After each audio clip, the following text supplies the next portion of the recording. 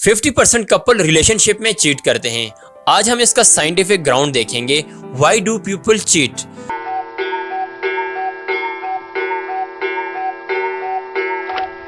दुनिया में सिर्फ 3% स्पीशीज ऐसी हैं जो मोनोगैमस हैं। मोनोगैमस वो स्पीशीज होती हैं जो लॉन्ग टाइम तक एक ही पार्टनर के साथ कनेक्टेड रहती हैं और इंसान शुरुआत से ही इसी कैटेगरी के अंदर आता है। लेकिन फिर भी किसी न किसी हद तक चीटिंग शुरुआत से ही होती रही है और इसका सबसे बड़ा फैक्टर है डोपामीन रिसेप्टर जीन। डोपामीन एक केमिकल होता है जिसके दो एलील होते हैं, एक शॉर्ट जीन और एक लॉन्ग जीन। वो लोग जिनके अंदर लॉन्ग जीन एग्जिस्ट करता है उन लोगों के अंदर 60% चांसेस होते हैं टू चीट देयर पार्टनर, और वो लोग जिनके अंदर शॉर्ट जीन एग्जिस्ट करता है उनमें सिर्फ और सिर्फ 19% तक पॉसिबिलिटी होती है टू चीट देयर पार्टनर।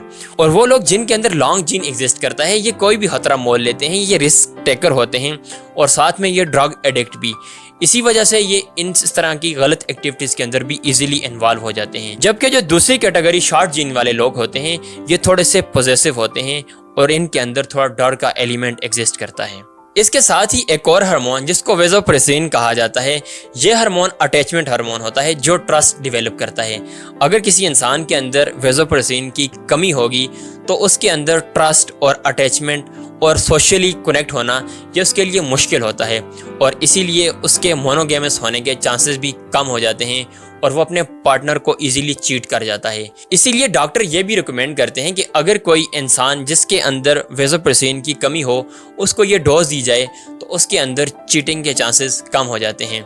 तो चीटिंग काफ़ी हद तक खून में भी पाई जाती है। जी, तो ये बात काफ़ी हद तक दुरुस्त है कि बेवफाई उसके खून में शामिल है। लेकिन बात सिर्फ बायोलॉजी तक महदूद ही नहीं है, इसके अलावा और भी कई फैक्टर्स हैं जो कि चीटिंग का सबब बनते हैं। इसमें सबसे बड़ा फैक्टर है सेक्सुअल डिससैटिस्फैक्शन। 40% कपल अपने पार्टनर को सेक्सुअली सेटिस्फाई नहीं कर पाते, उनको सेक्सुअली डिससैटिस्फैक्शन रहती है और वो अपनी इस भूख को मिटाने के लिए किसी न किसी का सहारा लेते हैं। एक औरत का पेट सिर्फ खुराक से ही नहीं भरता। कुछ लोग तो पैसों के लिए भी चीट करते हैं और कुछ कपल्स के दरमियान कन्फ्लिक्ट्स ऑफ थॉट रहता है, उनके थॉट्स आपस में मैच नहीं करते।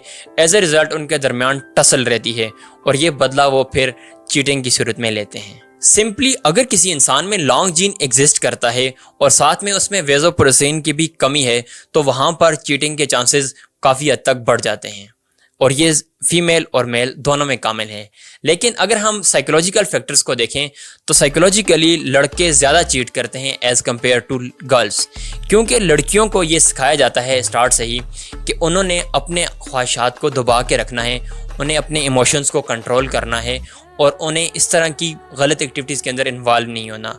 अगर लड़के इन्वॉल्व भी होते हैं तो कॉमन सा मुहावरा कहते हैं कि boys will be boys. As a result, girls are more faithful as compared to boys.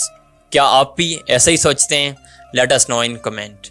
और ये चैनल आपकी सेक्सुअल हेल्थ के लिए बहुत ज़रूरी है, सो इस चैनल को लाजमी सब्सक्राइब कीजिए और साथ में बेल आइकन को भी प्रेस कीजिए।